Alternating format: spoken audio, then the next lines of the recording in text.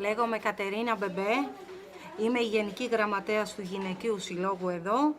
Η ονομασία του συλλόγου είναι Πανελλήνιος Δημιουργικός Σύλλογος Ελληνίδων Αθηνικών Δενδροποτάμου ΡΟΜ.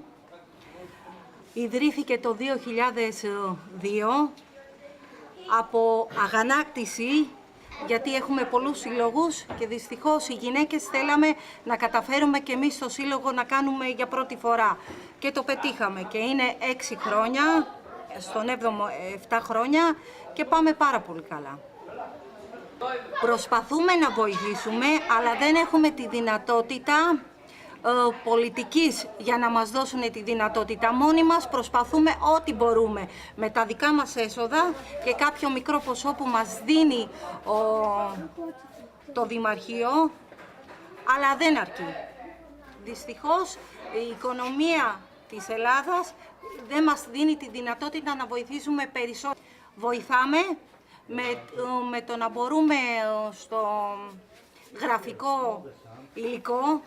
Βοηθάμε τους ανθρώπους που είναι αγράμματοι, συζητούμε για τις μητέρες να πηγαίνουν τα παιδιά στο σχολείο, κάνουμε κάποια μικρά σεμινάρια,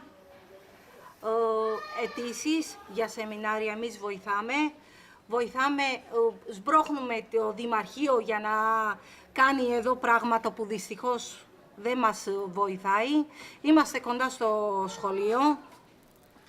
σχολείο, στο Σύλλογο Γονέων και Κηδεμόνων. Και ό,τι προβλήματα υπάρχουν στη γειτονιά προσπαθούμε με το δικό μας τρόπο να βοηθήσουμε.